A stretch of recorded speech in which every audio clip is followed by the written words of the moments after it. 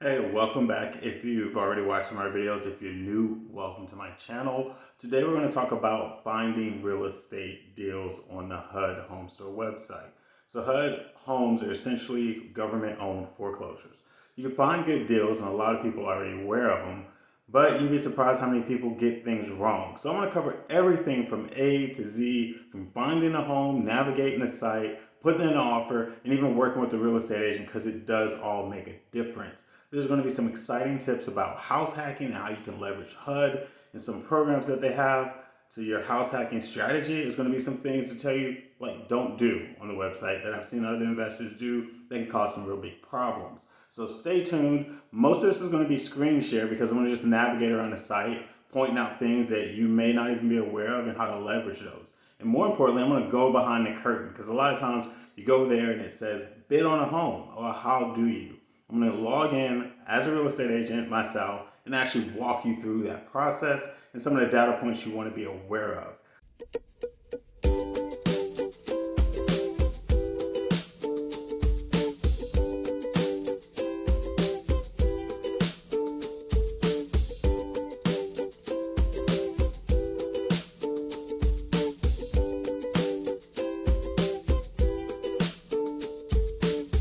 Hello, everyone, and welcome back.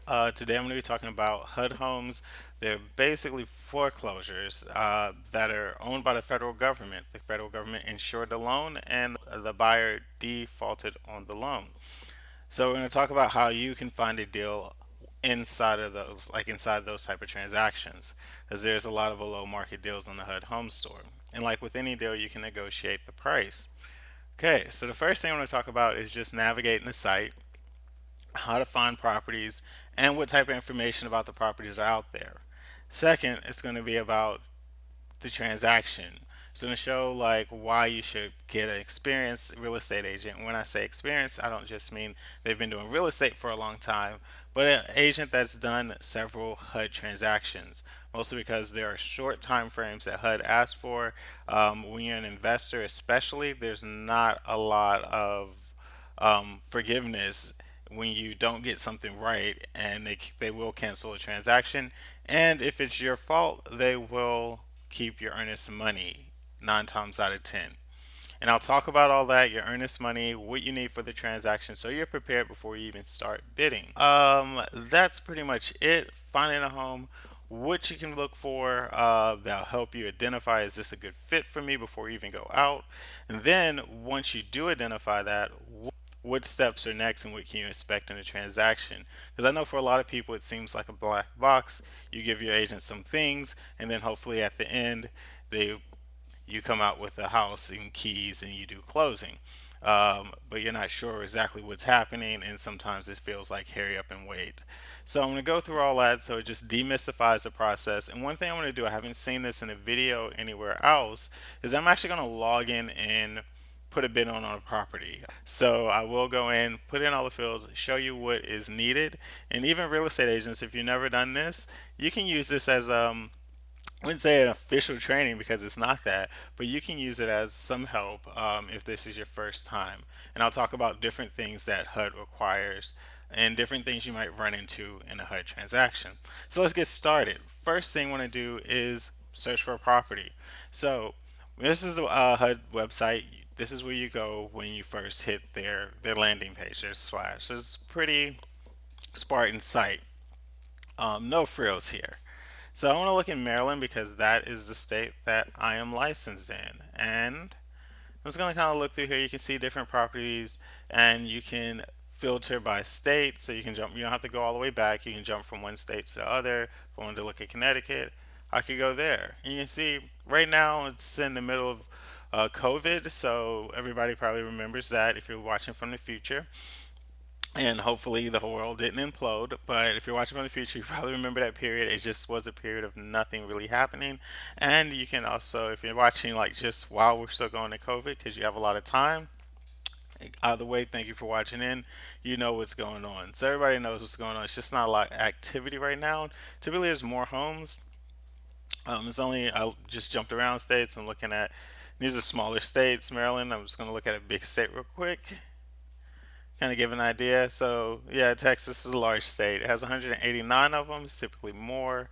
Um, and I do invest in different states. A lot of buyers find that lucrative because you can find deals just about anywhere. So I'm going to jump back to Maryland because we're actually going to walk through and do a whole bid process on a home. So first thing I want to point out is, of course, you can see all these filters. I don't need to explain these to you. This is kind of relatively new. It hasn't always been here. You can filter on this also. But the one thing I do want to point out is the buyer type, because HUD has different types of buyers, so they care who's buying the house. That's not generally the case with RIOs, but HUD being the federal government, they do. They try to promote home ownership over investing, I guess to put it.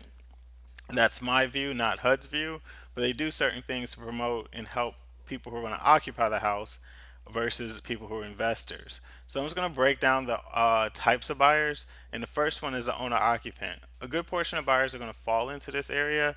Those are people who are going to occupy the house. So it's for my investors. It's probably not you unless you're doing house hacking or some other method where you're buying a house and maybe you're going to fix it up and live in it for a couple of years and then move on to the next. Now, HUD only requires that you live in the house for a period of about a year.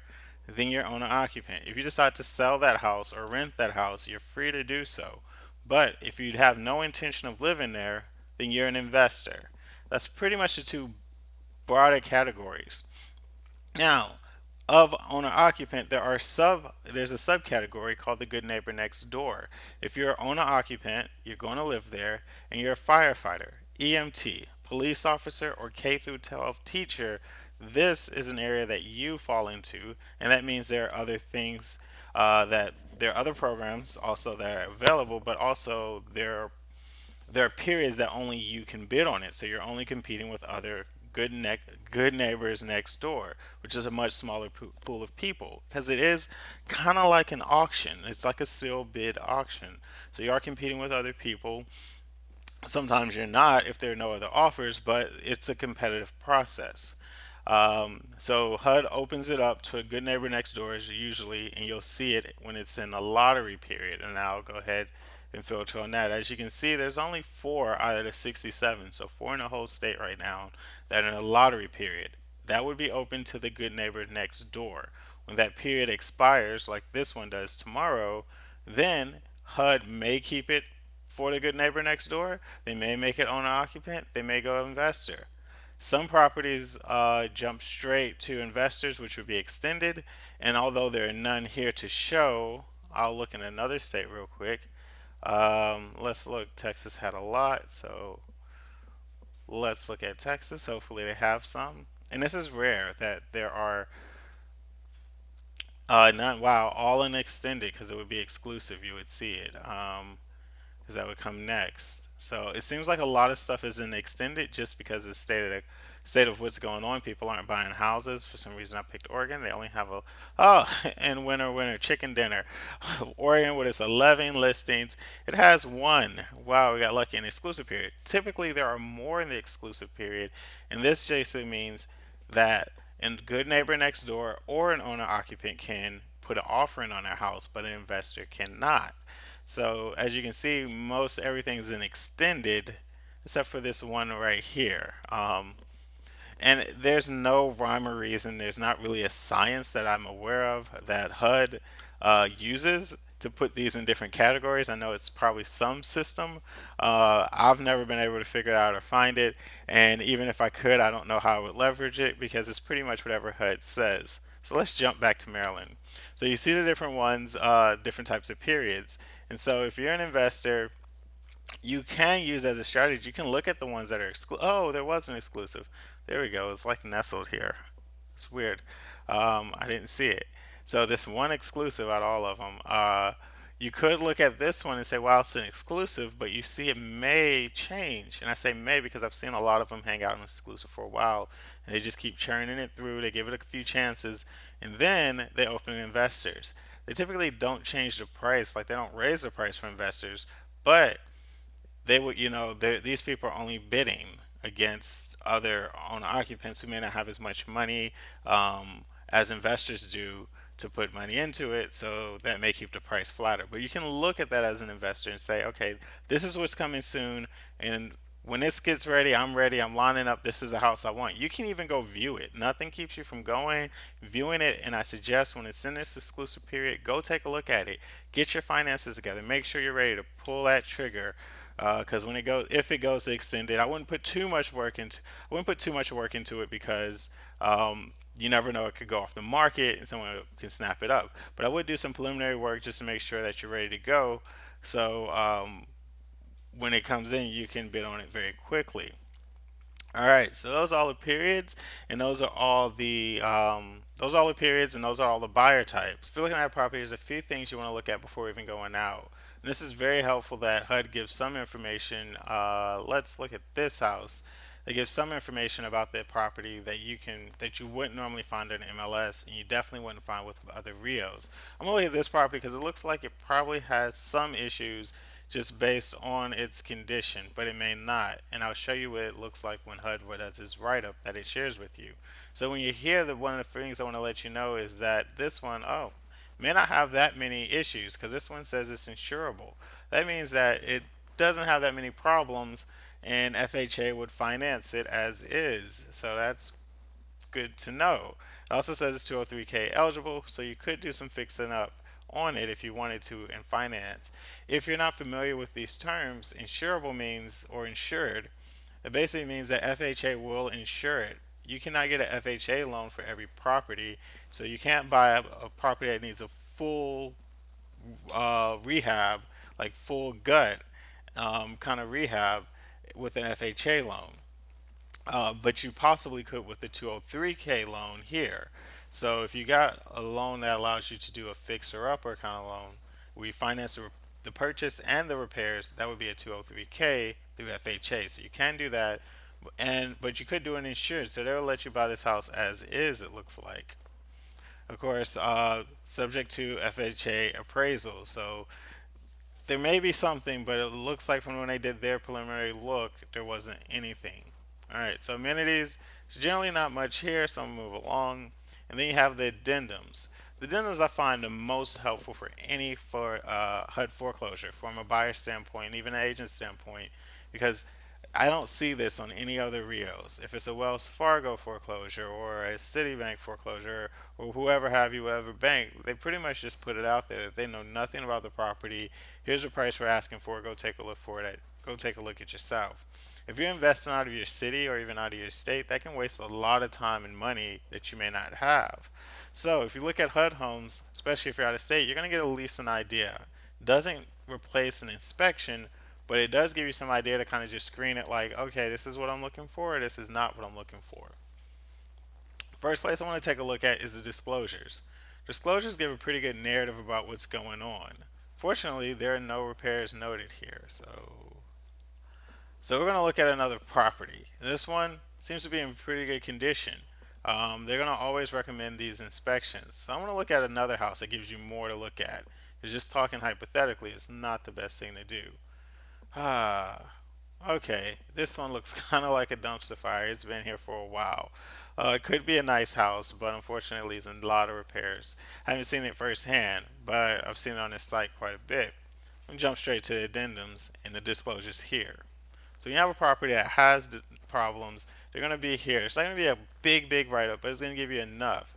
This one has a front porch with numerous writing wood areas. Its leaning appears to not be structurally sound. A lot of places in this house just seem not to be structurally sound. You need to repair the plumbing and electrical, and you have peeling paint, and that paint is more than likely lead based. So this one is definitely like a dumpster fire. And I want to go back to what I was talking about when they are in really bad condition. This one looks like you could insure it, but with escrow. So that means it has repairs that need to be done, but you'll need some type of escrow. You can't just go and get a regular FHA. You'll need to put something in escrow, either a loan or it's more likely going to really be a 203K loan. But you want to talk to your lender about that if you really wanted to move forward with this house. But if I was an investor and I looked at this, I have it up already. This may not have the appetite if I'm doing like a quick kind of like fixer up, like, just updating a house and putting that house back on the market or for rent. This may be a little too much for me, or I can say, yep, this is what I'm looking for, but I can screen that before even going out to the property. Another thing that gives you condition is a property condition report. This one probably should have some stuff in it because there's a lot of problems with this house. So this is always going to have the same format. It's going to go through and say it's going to have the HVAC system, electrical, stove, plumbing, water heater. They always focus just on the water heater. It's like, why not roll in with the plumbing? But okay, and it's going to have the sewer and roof. Again, this doesn't replace an inspection. What could you expect to see? And the things that you can see, like, and maybe a little things that you wouldn't do, like plugging a 220 generator up. I don't expect that you would bring that to a house viewing, but or could, but they do that for you too. So you can say, oh, it looks like you got okays here, but these can be a little misleading because it says HVAC tested and functional. It said no. Most likely it didn't have any systems. Either they were taken out or has radiators. So you want to look at both sides of these because sometimes it can be conflicting. Just like all this looks okay, but electrical is damaged. So they say do not even turn on the power, right? So looking like you have to replace. Same thing here. They put a bunch of OKs. Unfortunately, they didn't test functional. Um, Plumbing is damaged. Again, didn't test functional. It seems like the only thing that seemed okay was the water heater, which is weird because it didn't have plumbing. But this tell you it has a lot of problems here. In sewer, they generally always going to say they had antifreeze down the drain. And roofing, again, very rarely do they have I seen too many problems, even on roofs that look pretty beat up, unless there's like big deficiencies. Again, this doesn't replace a an inspection. What it does do is help you screen the property before going out, so you're not wasting time. Kind of give you an idea of what may need to be done. But this one is an extreme case. As you can look through the pictures, this house has a lot of work that needs to be done. It's a really old house that hasn't seen a whole lot of updating in a while. So, if it was in a good area, which this one is needs a lot of work, and it's probably why it's been here for a while. Because even at a very low price of $35,000, you just probably won't get the return. So it's a lot of other ones you could do. But I wanted to show you what those addendums look like and what's important. Now, I'm going to block a lot of this out because this is personal information over here, but it will show like the listing broker's name. I will say a lot of us are tempted, especially investors, we go straight to the listing broker. On HUD Homes, I don't advise doing that, and I'll show exactly why when I get to the offer portion. The main reason is the listing brokers, and if you want to test me on this, look up and see if you can search by the listing broker or look at a lot of HUD and Rio. You're going to find that same listing broker all over the place, and that's not bad. They handle these, but essentially they're just listing for HUD. And when it comes to HUD offers, they don't even see the offer. They're not involved in any of the process except for being a point of contact for listing. When it comes to even submitting an offer, negotiating, which is not much of a negotiation with HUD, you will not hear from the listing broker. They So with that said, they're usually very busy, have a business process. I'm not going to speak for all of them, where it's kind of a one-way flow. They put things on the MLS. They don't really coordinate with buyers too much, and you can have a call out to them for a while, and they may not add a lot of value, and I'll get to why not. So I'm not bashing listing brokers for HUD, but for buyers, I recommend that you don't. I would get my own agent that knows what they're doing when it comes to the HUD website instead of listing broker because I just haven't had a lot of luck there. The other person is going to be an asset manager. These guys are the ones that are really handling the transaction. They're going to call the shots for HUD. They're a contractor, but they pretty much operate as HUD. You're going to submit your offer. They can see it in this site. They're the ones that are going to communicate to you. All right, so we found the property. We did our research. We know we want to pay on it to make a good, successful offer, and we're not going to pay too much. So the next thing you can do, if you're an agent, then you can click submit an offer. So as long as you're a HUD registered agent, you can submit an offer. So it's kind of misleading because sometimes the actual buyer who is not an agent will want to click this button, and then they're like, how do I move forward? They should make it very clear here, but they don't. You can find a broker who's eligible to bid using this. I haven't found it to be very successful when I'm like bidding out of state, so I just kind of went out and used my own methods to find good agents that want to represent me. But anybody that you find under here could potentially put in an offer for you. They have the ability to, so you just want to make sure that that agent does. So I'm going to go ahead and click submit an offer because I promise you guys I'll show you what it looks like from the agent side. Submit an offer so you can see all the stuff behind the curtain. All right, so I'm going to pause it right here because there's some obviously personal type information here, and I'm not going to just release it on the web. So I'm back, and here I am at the bid submission site. If you're an agent, you got to move pretty quickly because you only have 15 minutes to submit your bid. It kicks you out, and you have to start all over again. Buyer, this is your offer. I like to call my buyers when I'm at this screen so we can go through and make sure everything I'm submitting is exactly what they want me to submit on their behalf. Also, here they're asking about the types of financing. And the reason they ask that is because certain programs, if you're asking for it, and certain addendums that they'll send in the contract are contingent on the type of financing that you are participating in. So whether it's like 100 down, if you're an owner occupant and you plan on doing 100 down, then you have to use one of the FHA type loans. You can't use a conventional or pay cash. So those kind of reason why they ask there. So let's say we're going to offer on this one, we're going to go really low. I don't expect this to get accepted because I'm not even submitted in it.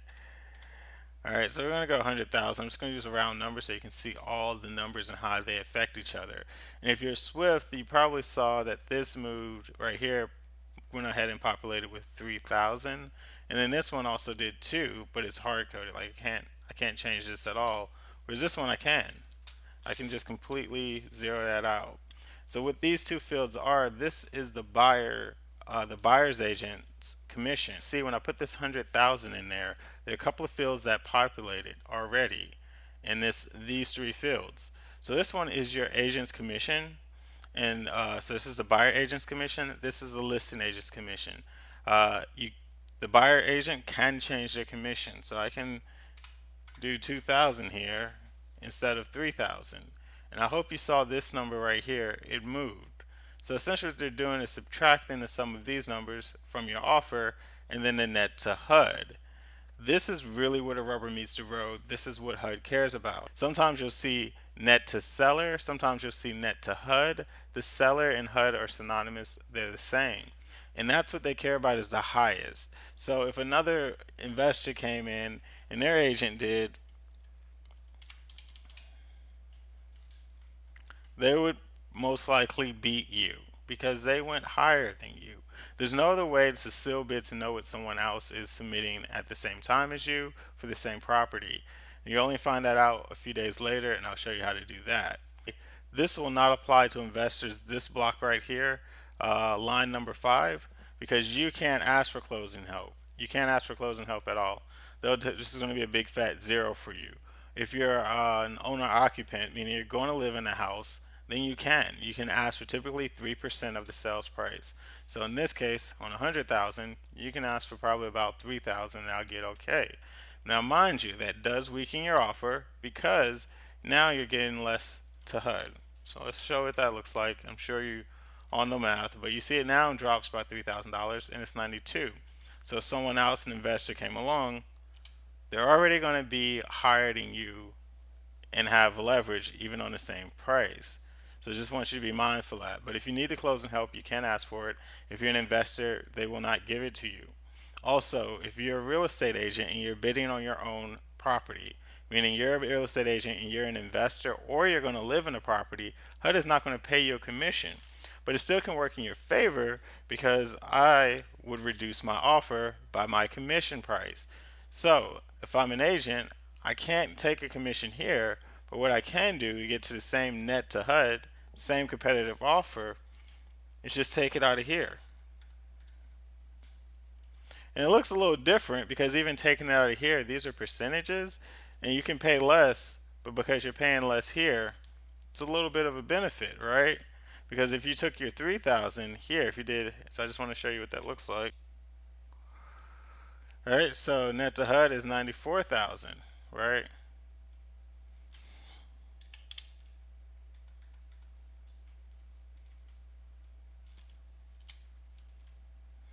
Net to HUD is 94.90. This is like a little tip or trick if you're a real estate agent. So it behooves you not to take commission because it's a lot better for you to save money than it is to make money. Plus, you don't have to pay taxes on it or split that difference with your broker. It just stays in your pocket, all right? So same 3,000, a penny saved is a penny earned, but a higher net to HUD. And this is on a really cheap property. If we were doing it on higher properties, then that changes a lot, right? Because obviously those figures are a lot, and you are also reducing the listing agent's commission because you're paying less. So you can. I want to just make sure everybody knows to focus on this number.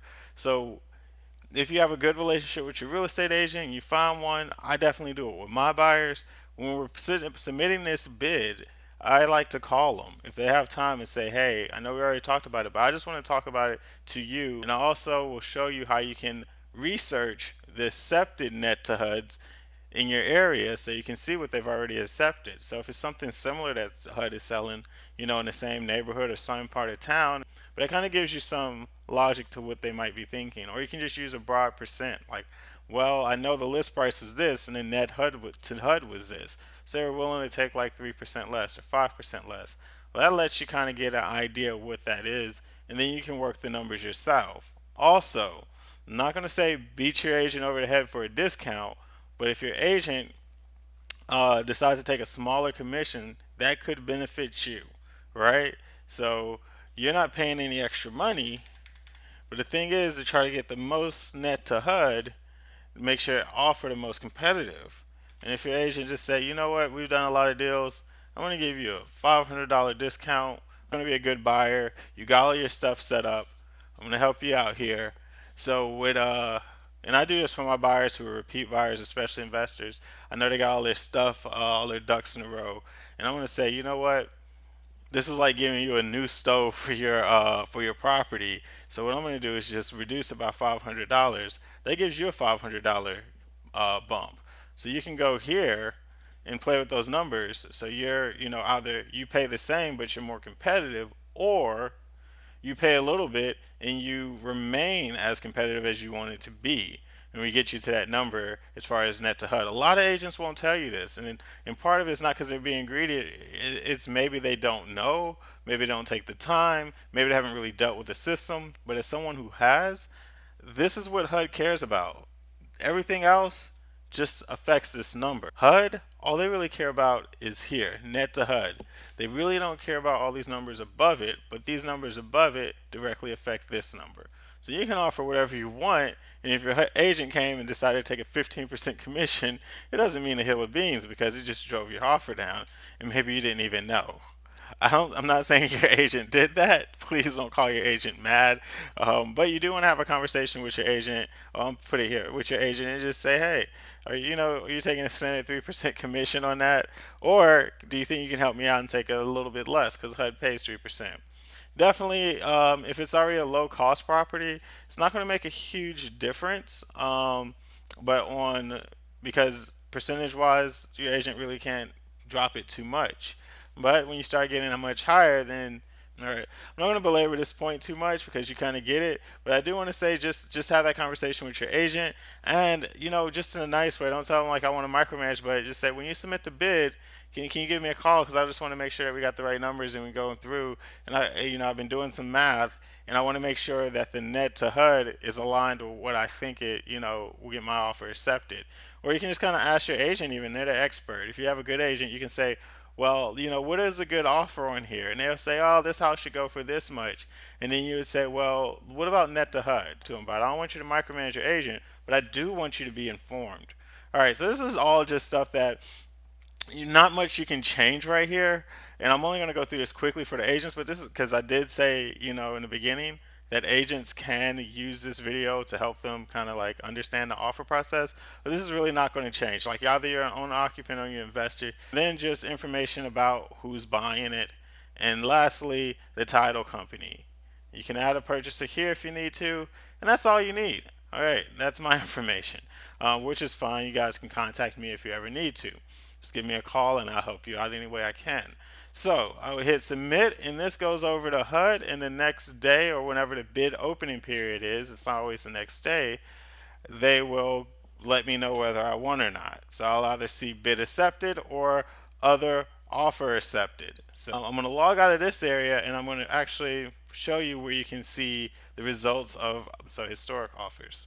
So if you want to see the results of bids because you want to do some data analysis and try to see like, what's the best offer that I can put in? Either you're doing this for your client or you're doing this for yourself. It just depends. Like whether you're a buyer and you're like, I want to be more empowered and understand.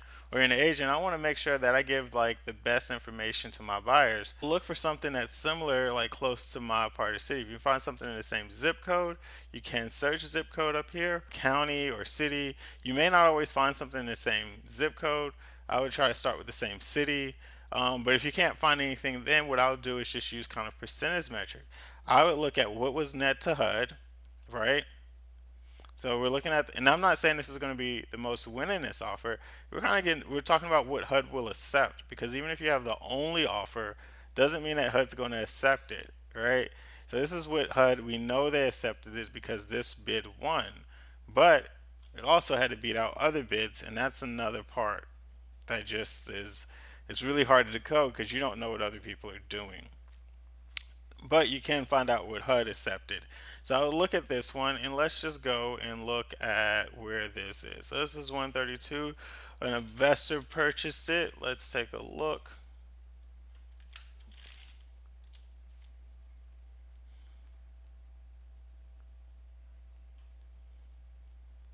Orange, okay.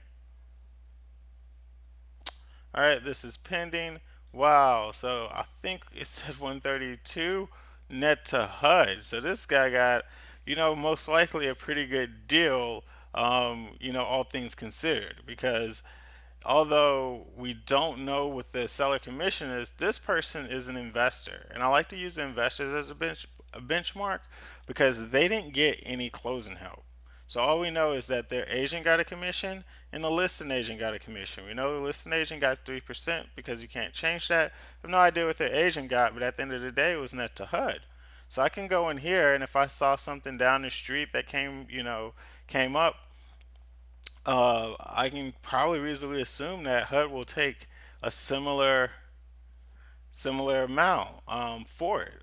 Or even if I want to go with the same, position as far as percentage difference. So it's a pretty big difference between 160 and 132. Again, there's still some things that are happening here that you don't see, but you can get your net around the same, or you might want to go a little lower. This is fairly recent, and yeah. So let's see how you can use those numbers to help you out. You can come through here if you want to make a spreadsheet and calculate the percentage difference and get an average. I've done that before, and then say this is the percentage I'm going to go under and see if that works. And that's what I've done before. It's not a silver bullet, but it's just another tool so you're not shooting in the dark. I mean, of course, you always have like the comps and things like that, but you want to kind of know what HUD is accepting and you want to pay less, right? That's the goal. So that's all the tips and tricks I really have for the HUD home store and finding a HUD property. You just got to be fast. I'm just going to reiterate, make sure you find an agent that knows what they're doing. You can come here, take a look at the addendums, the PCR, the disclosure report. Also, be ready. HUD is not flexible. You don't want to have to pay for costly extensions.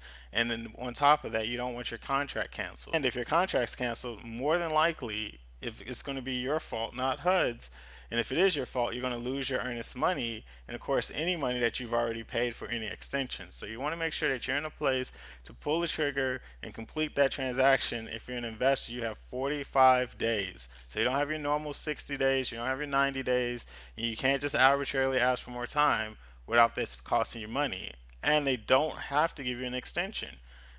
I won't say either way that they always do or always don't. They always give me a hard time when I have to get an extension. Since they've changed over contractors, they're not the nicest people. They make you kind of give a whole reason and get a statement from your lender sometime to say why is the lender having a problem. Hopefully this video is very, very helpful to you. Hopefully you can give it a like and subscribe because I'll have more videos. This video is just one video of finding a deal series. It's going to focus on different foreclosure sites where you can find foreclosures. And there's sometimes more foreclosures of different types in different areas, so that might work for you, and I'll get to that later in other videos. All right, thanks for watching. As always, thanks for watching. Please like, share, and subscribe.